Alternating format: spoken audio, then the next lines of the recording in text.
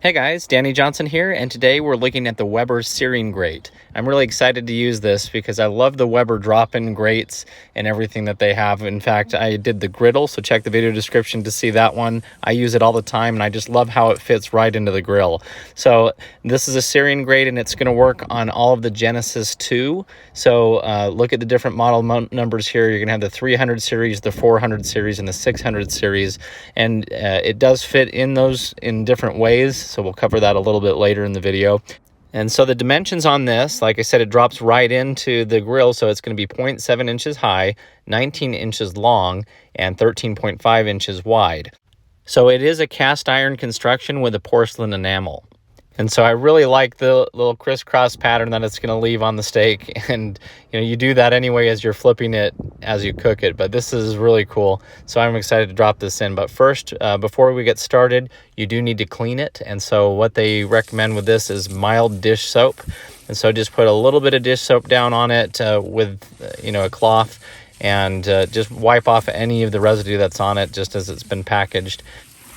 Rinse it off real quick and wipe it down, and then blot it with a paper towel to make sure it's dry. Now, of course, make sure the grill is not on or hot, and we're going to go ahead and remove one of the grates. Now, we're going to remove the grate on the side of the grill that has the 3 different burners, and one of those burners is actually the Searing one too. And so that's how this is designed to fit in here. So as we bring it in, you'll see these little tabs that are sticking upward. So if it's going on to the 300 series grills, then it's just going to have those tabs facing upward, and you're going to drop it right into place.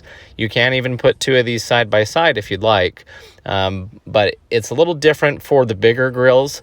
What they'll have you do on those is flip them over, and so that puts the ridge a little bit higher, and it has tabs on the side as well for that. And what we're going to do is slightly overlap it over some of the other grill grates, and so that's the way that they intend for you to use it, to help center it and put it exactly where you want for searing your steak or your other food.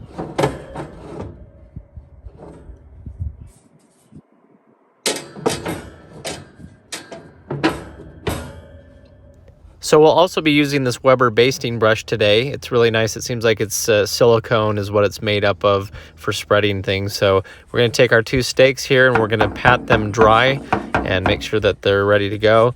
And next we're going to come in here with our basting brush and have some herbs and some spices and things, and just kind of paint these on here. I even put a little bit of cooking oil on here too. This one right here. Yep. There you go.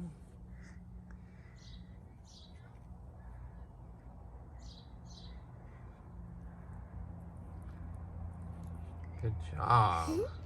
There are lots of different ways to sear the steak according to your preferences, and we're going to go ahead and follow what Weber recommended for this sear grate. So with the gas turned on at the valve, we're going to go ahead and turn on every one of the burners and get this started up.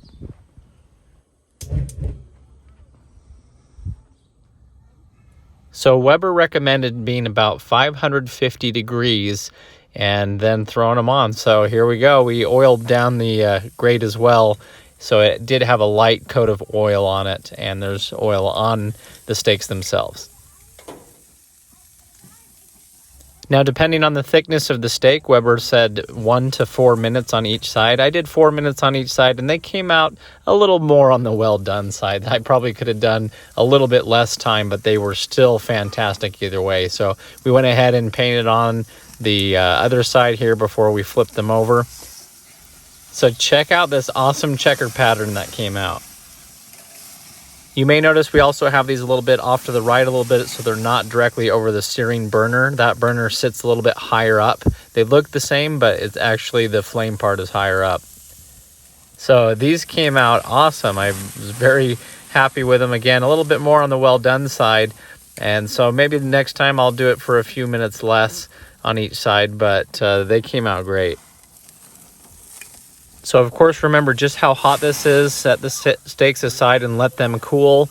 And the grill itself, even with the lid down, it's still really hot on the top. So just be very careful with the heat. And as you can see, the oils that are catching fire and everything too. Go ahead and turn everything off after this.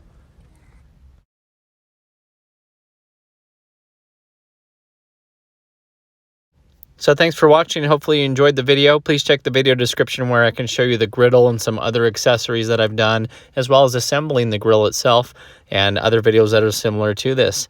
If you're new to the channel, feel free to subscribe, and thanks for watching.